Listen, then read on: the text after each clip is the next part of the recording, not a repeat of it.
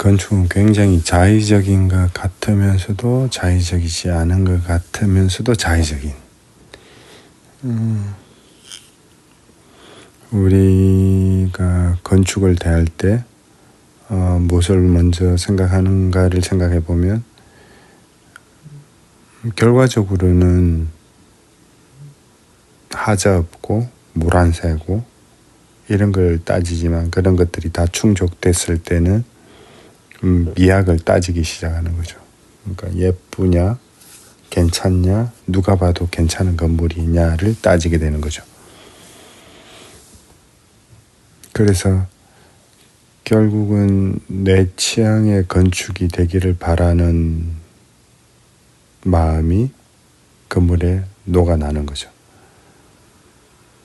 근데 그 취향이라는 게 결국은 느낌일 수밖에 없죠. 왜?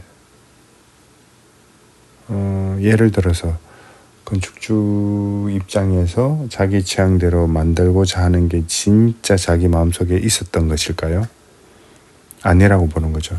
그 만들어졌는 거에 대해서 만족도를 느끼는 거죠. 결국 자의적인 형태가 만족도를 줄 수 있는 극단의 지점까지 오는 게 가장 좋은 건데 그게 건축주가 직접 만들 수 없다는 게 건축의 단점이자 장점이자 특징이 되는 거죠.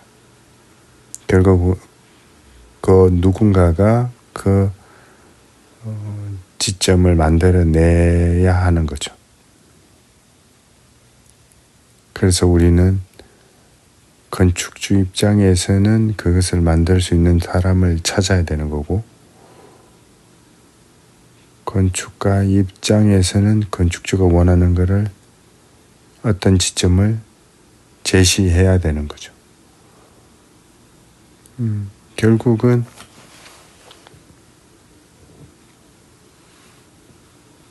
건축주는 창의적인 창조자의 입장에서 바라봐야 되는 거죠.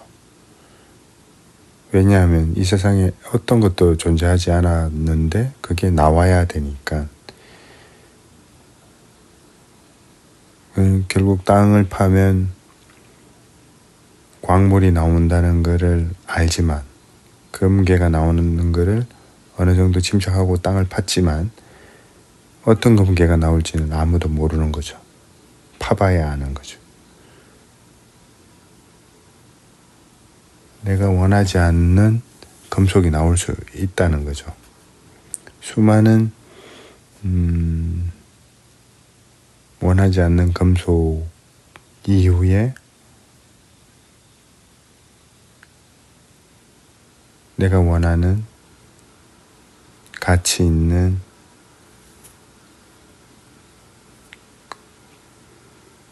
금속이 나올 수 있는 거죠. 금은, 다이아몬드 등이 나올 수 있는 거죠. 물론 그것도 가공돼야 되지만.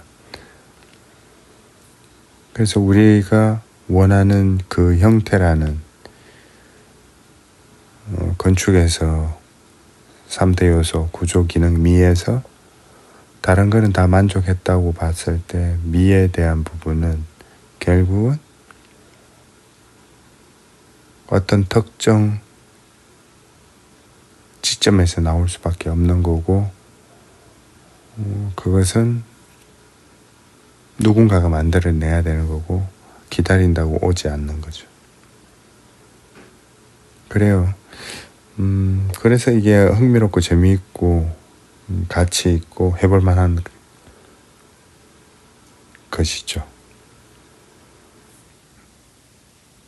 그래서 약간의 이 느낌을 아는 분 입장에서는 아는 사람은 건축을 하고 싶어 하죠. 근데 이 최소한의 룰을 배우는 게 시간이 꽤 걸리니까 본업을 때려치우고 건축에 다시 매진하기는 힘들다는 이런 또 맹점이 있죠. 그래요. 결국 우리는 그 특정 지점의 건축을 만나기 위해서 무단히 노력하고 있다는 것. 이것만은 사실인 것 같아요. 근데 누군가한테 설명하기 위해서, 그 특정 시점을 설명하기 위해서 뭐 이론을 쓰기는 했죠. 예, 미학적인 이론이 있겠죠, 당연히. 근데 사실 그거는 그냥 설명하기 위해 만드는 장치라고 봅니다. 대부분은 감각에서 오는 것이고 본능에서 오는 것이 더 많은 것 같아요.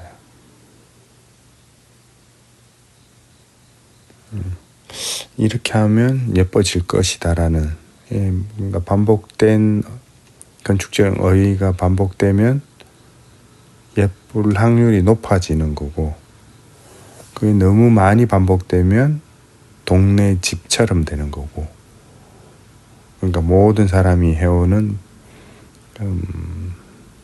재미없는 형태가 나오는 거고, 이 반복된 형태가 어떤 주기, 어떤 느낌, 패턴을 가지냐에 따라 건물의 가치가 바뀌는 거고, 길이, 장단, 높이 등이 건물에 영향을 미치는 거죠.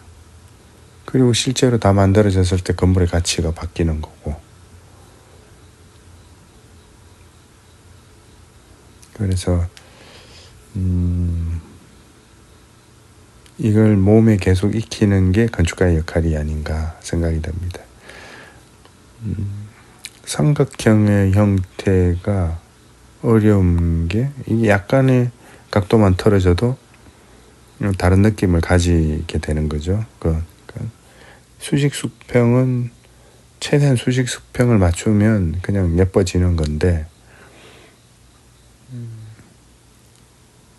경사가 있는 디자인은 조금만 각도가 틀려도 맞추기 어렵죠. 예, 그게 현실이고, 그게 노하우일 수 있고, 그 비례와 매스의 감을 잘 맞추는 게 답이다, 할 일이다 라고 생각이 듭니다. 예, 건축은 기다려야지 나오는 굉장히 오래된 결과물이 될 수밖에 없다. 이런 관계들을 다 해결하는 시간이 절대적으로 필요하다.